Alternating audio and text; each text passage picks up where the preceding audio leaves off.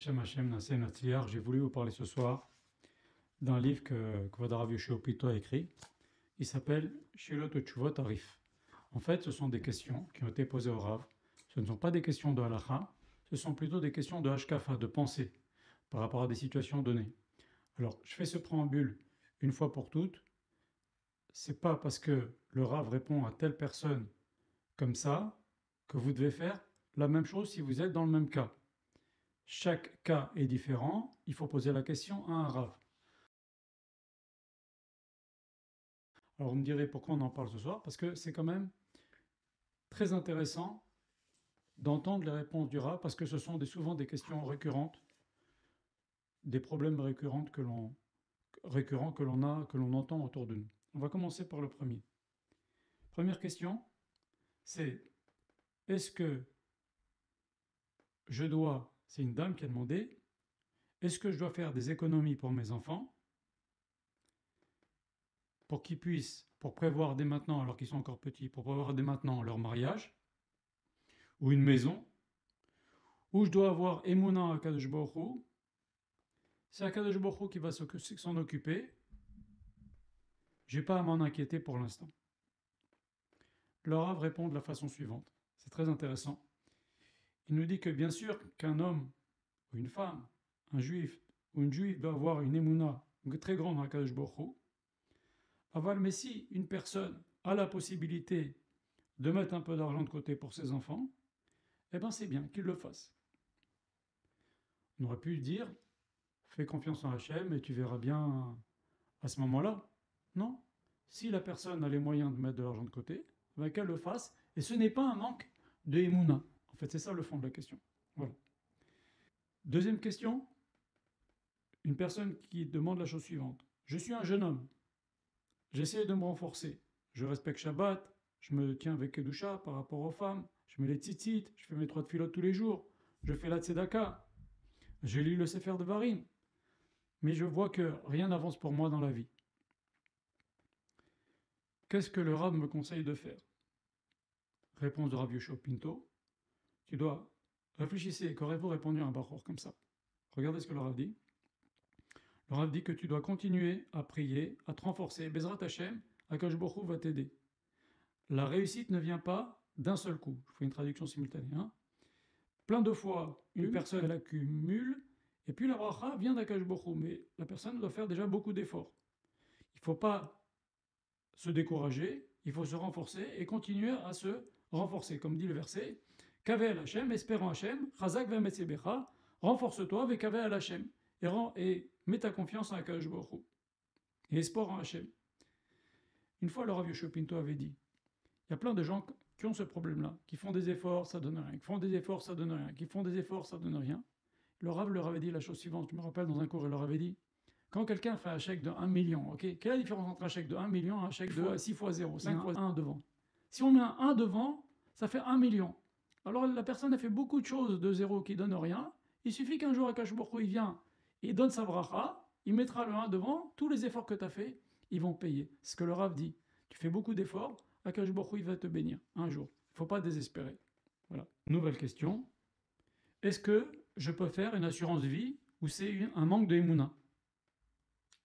C'est vrai, quelqu'un peut se dire, si moi je prends une assurance vie et qu'après mes 120 ans, mes enfants vont gagner, je dis un exemple, 100 000 euros chacun, eh ben peut-être qu'Akash Baruch Hu peut dire, eh ben celui-là, il n'a plus de raison d'être. S'il est là, peut-être qu'il vit rien que pour donner la parnassa à ses enfants. Peut-être c'est peut-être que rien que pour ça qu'Akash Baruch Hu le fait vivre. Alors s'il prend une assurance vie, peut-être qu'il s'élimine la raison pour laquelle, peut-être, Akash Baruch Hu l'a laissé sur terre. Il y a eu des histoires comme ça, que des gens ont fait des assurances vie, et puis d'un seul coup, ils sont décédés. Et après, à posteriori, on s'est dit, combien d'histoires comme ça? Et je vous raconte une petite histoire que le Rav avait racontée. Il y avait un jour un Rav qui a pris son gendre à la maison, qui était un Talmid Chacham aussi. Et s'il prenait sa fille en mariage, il lui assurait, pendant tant d'années, d'assumer sa parnassa, la parnassa du jeune couple. Et puis, à un moment donné, la période devenait difficile pour le beau-père.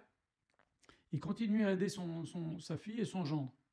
Et un beau jour, il a dit, je peux plus, j'arrête. Il avait dépassé, de toute façon, il avait respecté son engagement, les années que s'est engagé, mais il a dit, on peut plus, j'arrête. Il a dit, maintenant, c'est du plus, j'arrête, je peux plus. Ok? et il est mort tout de suite après. A posteriori, en fait, il croyait soutenir son gendre, mais en vérité, c'est le fait qu'il soutenait son gendre et sa fille qu'Akadosh Baruch Hu lui a prêté la vie. On ne sait jamais dans la vie. Alors c'est une bonne question en fait. Est-ce que quelqu'un peut prendre une assurance vie? Le Rav répond la chose suivante. Il nous dit que si c'est quelque chose qui peut rassurer le cœur des membres de la famille, les enfants, c'est comme une pension qui va leur venir après les 120 ans du père. Je ne vois pas un manque ici, un manque de Emouna. Ça rassurera la femme et les enfants. Voilà. Donc il y a différentes façons de voir. Voilà la façon de Rav Yoshua Pinto. On peut très bien prendre l'assurance vie, c'est pas un manque de Emouna. Voilà. Encore une question. Des archéologues disent que les dinosaures sont là depuis des millions et des millions d'années, tout ce qu'ils racontent. Alors regardez la réponse du Rav l'extraordinaire, il dit: est-ce qu'il y a une personne qui a vu des dinosaures? Ok. Tout ça, ce sont des histoires. Personne ne les a jamais vues. Et ce qu'on ne voit pas, on peut raconter ce qu'on veut. À partir d'un os, on a imaginé la forme de tel animal, tel animal, tel animal. Tout ce que les scientifiques disent, ils peuvent se tromper. C'est courant de toute façon. Tout ce que les scientifiques disent, c'est vrai jusqu'au moment où il y a un autre scientifique qui vient et qui dit: ce qu'a dit le précédent, c'est faux, voilà la nouvelle, entre guillemets, vérité. Et il a dit: prenez un exemple. Prenez un bout de cuir, mettez-le au soleil pendant 5 ans. Ok. Si vous le donnez après à analyser à un archéologue, il va vous dire il a 10 000 ans. Vous comprenez? Parce que le soleil, parce que l'air, parce que le froid, parce que la pluie, parce que... Vous comprenez? Voilà. Les pauvres, ils ne comprennent pas. Tous les éléments naturels, ça perturbe tous ces calculs-là. Et puis, il faut comprendre aussi que pour eux, c'est une parnassa. S'ils ne racontent pas un truc, eh ben, ils ne servent à rien. Alors, ils émettent des théories, des hypothèses, le trou noir, le bing bang, le machin, le truc. Après, dans 10 années après, on nous dit: c'est pas ça le truc, c'est encore quelque chose de nouveau. Voilà. Encore une question. J'ai une émouna très forte en Kadosh Baruch Hu, mais je suis attiré par la lecture de livres profanes. Le Rav dit la chose suivante. Il faut savoir une bonne chose. Le Rav parle, quand j'ai appris le Aleph Bet, mon grand-père, Baba Meir, Rabbi Moshe Pinto, l'Admour de Prisbourg, ils ont pris une pomme, ils l'ont trempée dans le miel, ils me l'ont donné à manger. Ils ont lu des versets. Lorsque quelqu'un écrit quelque chose, c'est pas seulement ce qu'il écrit que nous on va lire, c'est ce qu'il y a dans sa tête, c'est ses déotes, c'est ce qu'il pense que nous on va absorber. Et quand il vient maintenant nous dire des choses qui sont contre la Torah, ben doucement, doucement, on va absorber ces choses-là.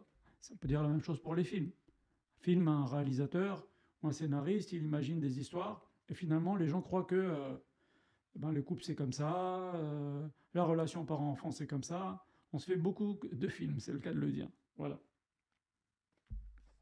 En plus de ça, dans les livres, il y a des fois des choses de harayot, d'histoires d'hommes et de femmes. Toi, tu crois que ça n'a pas d'influence, ça a une énorme influence. Et ça peut même détruire l'intérieur de la personne.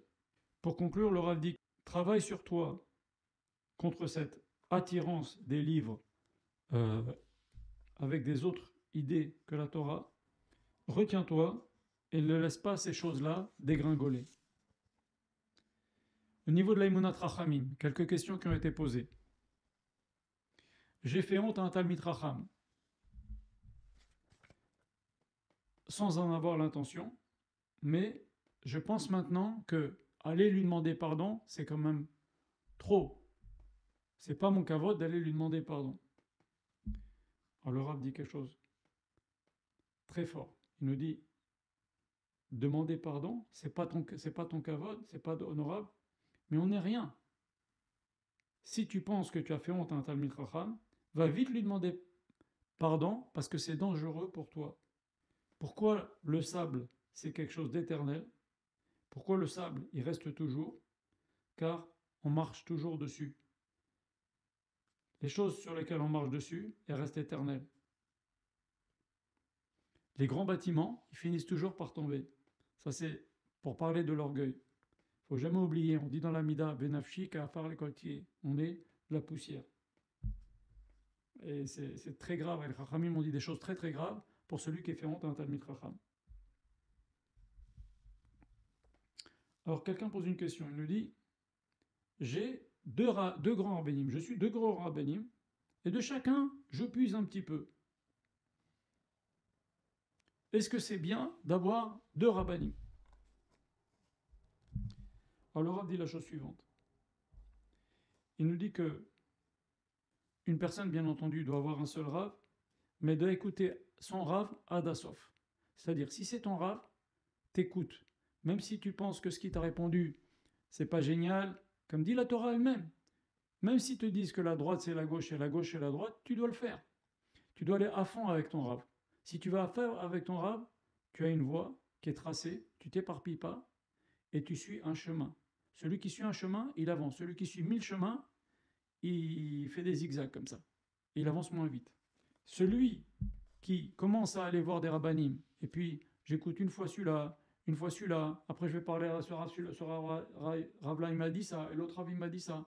Il se fait du mal à lui, il fait du mal aux gens qui l'écoutent, et il fait du mal aussi aux rabbanim. Tout ça, c'est grave. Il vaut mieux, si c'est ça, pas aller voir un Rav que d'aller voir un Rav et s'amuser avec ce qu'il dit.